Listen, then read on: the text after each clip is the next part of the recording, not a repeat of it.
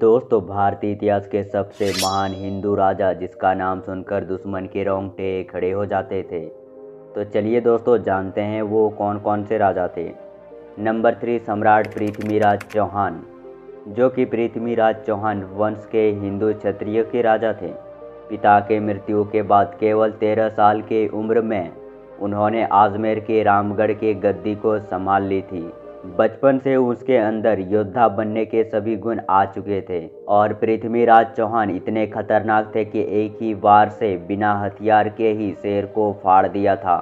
तो दोस्तों, कैसे पृथ्वीराज चौहान ने मोहम्मद गोरी को एक ही वार से मार गिराया था, सब कुछ बताएंगे। बने रहिए वीडियो के एंड तक। उससे पहले वीडियो को लाइक एंड चैनल को सब्सक्राइब करना ना भूलिएगा। पृथ्वीराज चौहान सिर्फ 13 साल के उम्र में ही गुजरात के प्राक्रमिक शासक भीमदेव को युद्ध में हरा दिया था। पृथ्वीराज चौहान के तरह ही उनकी सेना भी काफ़ी ज़्यादा बलवान थे।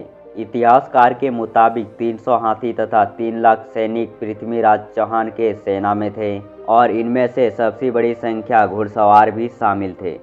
पृथ्वीराज चौहान ने युद्ध में मोहम्मद गोरी को 17 बार हराया था और इसके अलावा वह कितना बार उसे माफ भी कर दिया था, जो कि 18वीं बार मोहम्मद गोरी ने जयचंद यानी कि पृथ्वीराज चौहान के ससुर जी का मदद लिया और युद्ध में पृथ्वीराज चौहान को हरा दिया। इसके बाद उन्हें बंदी बना लिया गया और अपने साथ लेकर चला गया और पृथ्वीराज चौहान के बचपन के दोस्त को भी कैद कर लिया गया था, जो कि इसके दोस्त एक लेखक थे।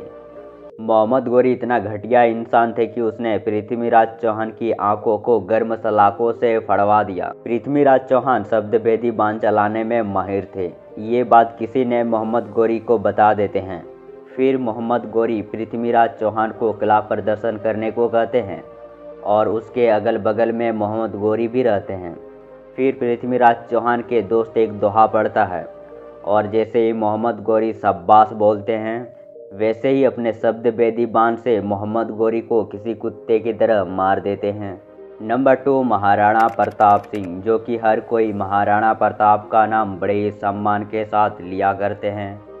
दोस्तों, एक बार सभी हिंदू राजा मुगल के सामने घुटने टेक चुके थे, लेकिन ये राजा अकबर के नाक पर दम करके रखा था। लेकिन दोस्तों, आपको जानकर हैरानी होगी कि अकबर महाराणा प्रताप से परेशान होके उसके सामने एक शर्त रखता है कि तुम चाहो तो आधे भारत को अपने कब्जे में ले लो, लेकिन मुगल साम्राज्य के नीचे रहकर काम करो। लेकिन महाराणा प्रताप उसका हर बात को ठुकरा कर उससे युद्ध करना ही सही समझा। और क्या आपको पता है, हल्दी घाटी के युद्ध मुगल बादशाह अकबर और महाराणा प्रताप के बीच 18 जून 1576 को युद्ध लड़ा गया था। अकबर और महाराणा प्रताप के बीच यह युद्ध महाभारत के युद्ध के तरह विनाशकारी सिद्ध हुआ था और ऐसा माना जाता है कि हल्दी घाटी के युद्ध में ना तो अकबर जीत पाया और ना ही महाराणा प्रताप सिंह। और क्या आपको पता है, हल्दी घाटी के युद्ध में महाराणा प्रताप के पास मात्र 20,000 सैनिक थे और अकबर के पास 85,000 सैनिक होने के बाद भी महाराणा प्रताप सिंह को हरा नहीं सका था।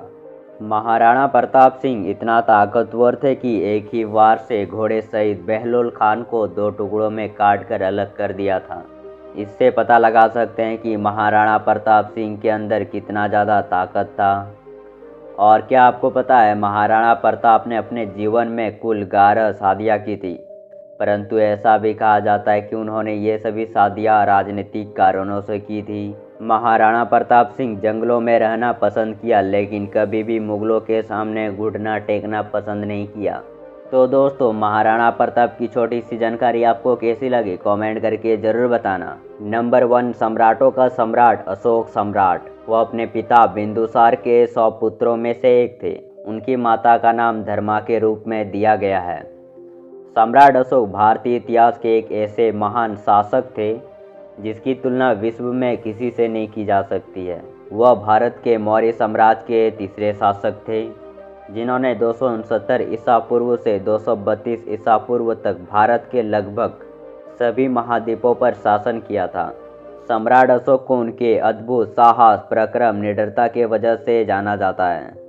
इतिहास में अगर हम देखें तो उनके जैसा निडर सम्राट न कभी हुआ न शायद कभी होगा। तो दोस्तों वीडियो कैसी लगी कमेंट करके ज़रूर बताना। तो मिलते हैं अगले वीडियो पे, तब तक के लिए बाय बाय दोस्तों।